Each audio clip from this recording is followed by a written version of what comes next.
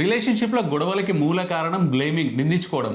నీ వల్లనే నేను సంతోషంగా లేను, నేను ఫెయిల్ అవడానికి కారణం నువ్వే, దీనికి కారణం నువ్వే, దానికి కారణం నువ్వే, ఒకరి మీద ఒకరు నిందించుకొని బ్లేమ్ చేస్తూ ఉంటారు. ఇక్కడ ప్రాబ్లం లైఫ్ పార్ట్నర్లో లేదు, మీలో కూడా లేదు. ప్రాబ్లం రూట్ కాసెస్లో ఉంది. 5 రూట్ కాసెస్.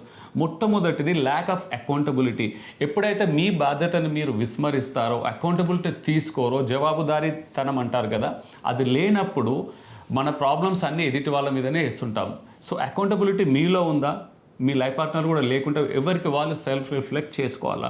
రెండో కారణం వచ్చేసి ఇమోషనల్ ఇమ్మెచ్యూరిటీ, అంటే ఇమోషనల్ రెగ్యులేషన్ లేకపోవడం. ప్రతి చిన్నదానికి ఇన్స్టెంట్గా ట్రిగ్గర్ అవుతా కూడా మీలో అకౌంటబిలిటీ ఉన్నా మీ ఇమోషనల్ ఇమ్మెచ్యూరిటీ అయితే ఇది ఉంటుందో, ఆ రియాక్షన్, ఇమోషనల్ ట్రిగ్గర్స్, ఆ రియాక్షన్ మీ విఘ్నతని, మీ అకౌంటబిలిటీని కూడా కప్పేస్తాయి. సో ఇమోషనల్ రెగ్యులేషన్ చాలా ఇంపార్టెంట్.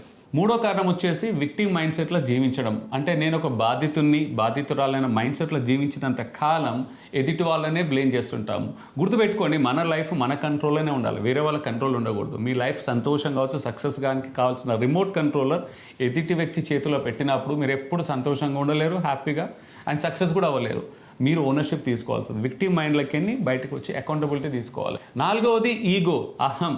అంటే ఈగోకి డెఫినేషన్ తెలుసుకోవాలి. ఇక్కడ ఈగో అంటే తప్పు కాదు, ఈగో ఉండాలి కూడా మనిషికి. ఈగో అంటే ఏం లేదు, మనకు కావాల్సిన సెల్ఫ్ రెస్పెక్ట్, ఆత్మాభిమానం, సెల్ఫ్ ఎస్టీమ్ అనేది కావాల్సిన మోస్తాది కంటే ఎక్కువ ఉంటేనే అది ఈగో కింద మారుతుంది, అహం కింద మారుతుంది.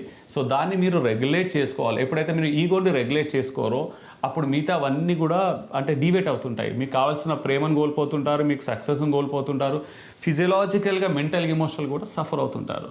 ఐదవది మోస్ట్ ఇంపార్టెంట్, అవాయిడింగ్ కాన్ఫ్లిక్ట్. గొడవలకు ఎప్పుడు భయపడకూడదు. అంటే మామూలుగా గొడవలు రావు కానీ మీరే ఊహించుకుంటారు. ఈ టాపిక్ సెన్సిటివ్ టాపిక్ మాట్లాడితే గొడవ అవుతుందేమని చెప్పేసి మాట్లాడరు. కానీ ఆ మాట్లాడినందుకు కలిగే నష్టం, తీరని నష్టం వచ్చినప్పుడు అప్పుడు మీరు బాధ్యత తీసుకోరు, ఎదుటి వాళ్ళనే బాధ్యత చేసి నిందిస్తారు, మళ్ళీ నువ్వే చేసావని. ఆ కమ్యూనికేషన్ గ్యాప్ వస్తుంది అక్కడ. ఆ కమ్యూనికేషన్ మీరు ఎందుకు ఆపారంటే భయం, జడ్జిమెంట్, అంటే ఒక భయంతో సెన్సిటివిటీ ఉందని అవాయిడ్ చేస్తుంటారు. సో ఈ 5 కారణాలను మీరు నివారించగలిగితే బ్లేమింగ్ నుంచి, నింద అంటే ఒక బ్లేమ్ వుడ్ నుంచి, ఒక విక్టిమ్ వుడ్ నుంచి బయటకు వచ్చేసి మీ రిలేషన్షిప్లో గొడవలు చాలా వరకు తగ్గుతాయి. సో ఇప్పుడు చెప్పుకున్న 5 కారణాలలో రూట్ కాసెస్ ఏ ఒక్కటి ఉన్నా మీరు సఫర్ అవుతారు, ఆ బ్లేమ్ వుడ్ నుంచి బయటకు రాలేరు. అవునంటారా కాదంటారా?